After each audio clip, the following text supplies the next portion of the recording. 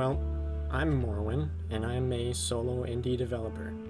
Before I started to develop games, I watched a lot of development logs, like Danny, who is currently working on his project Carlson using Unity, and is currently available to wishlist on Steam, so you guys should go check him out. It's pretty cool. Another channel I watched is Randall, who is working on his project Arcana, using a custom game engine that he's been working on for a while now. He has some pretty cool devlogs and quite the interesting take on them, so go check him out too. The last channel that gave a lot of inspiration is David RB, who is developing his project Arcadian Rift using Unreal Engine 4. Also a very cool channel, so you should definitely go and check out his devlogs. I'll put all of the links down in the description in case you guys want to check them out.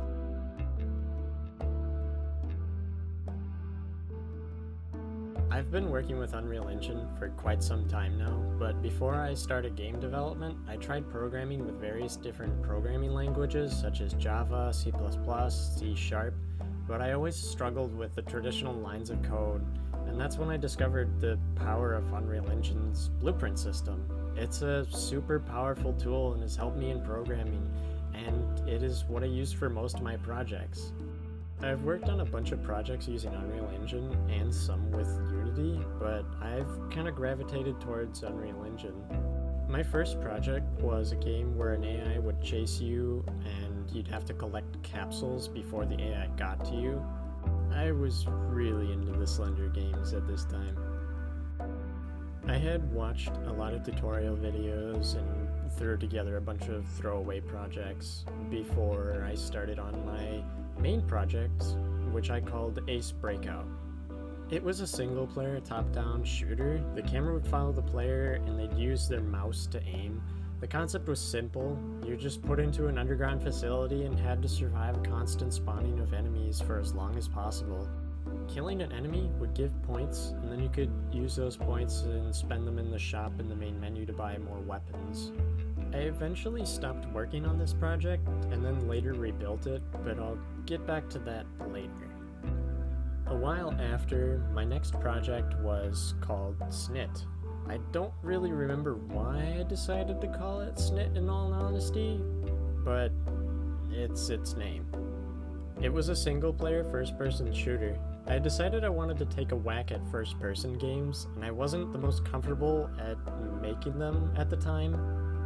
The premise of it was that you would be put into a city map with 2 weapons and have to fight robots that would come and try and kill you and survive for as long as possible. You would get points at the end and could buy stuff from the shop and get more weapons. Yes, I know I'm very original.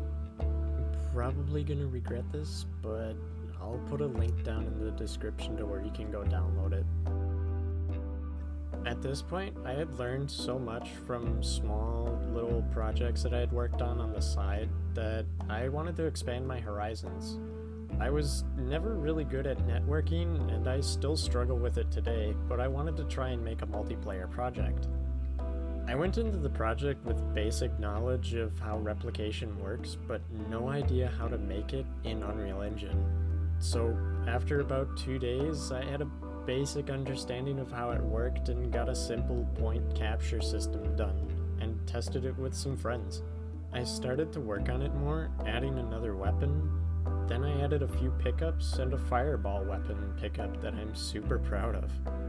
I'll maybe make a video about its development later, but I don't know, so don't hold your breath. After a break from game development, I wanted to take a whack at my favorite project again, Ace Breakout. But this time was different. I had lost the project files for the original project and needed to work from the ground up. I had learned a lot about 3D modeling in Blender from my previous projects Snit and Crystal Wars, so I decided that I'd make all of the assets myself using my new knowledge of Blender. I rather enjoyed making my own assets for the project because I didn't feel constrained to asset packs that I got from the marketplace. This allowed me to come up with more ideas and implement them easier. Now, this was also my downfall later, and I'll get to that in a moment. I had gotten the basics of the game down and was fully playable, but something just didn't feel right. Multiplayer. A few of my friends had followed along with the first Ace Breakout I was working on and had playtested it even, but I figured it would make it more engaging if they could play it together. We all had a lot of fun, and it was my new favorite project. Now, there were a lot of small, dumber projects in between that I felt as though weren't worth mentioning, as most of them were super low effort or they just died in early development. The only project that I talked about that has been published is Snit, and I'll have a link down in the description if anybody wants to download that.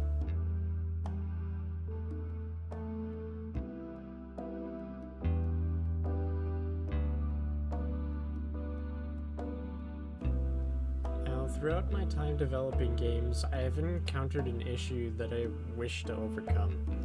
I would find myself working thoroughly on a project and get a lot of work done it, only to have burned myself out on that project after getting so far. I almost never got the motivation to work on that project again, which is why Ace Breakout is kind of special to me. I didn't really burn myself out on it, but in the end I really did burn myself out trying to force in models and programming and keep myself on track, but just ended up overdoing it. I've yet to find motivation to work on Ace Breakout again, and I really hope to find that motivation, but at the moment I just don't have any. I have been doing some searching and have found a couple of ways that can help me overcome burning myself out on a project, and I wish to employ those, and all I need to do now is really just find a project that I'd like to work on. When I find that project, I'm going to be posting about it here, so you can follow along if you so choose. I've had many projects over the time I've been developing games, and it's been very fun. I had a lot of moments where my hair was almost being pulled out, of course, but that's the fun in learning, in my opinion. Some would say otherwise. For those who decide to follow, then I shall take you on my journey.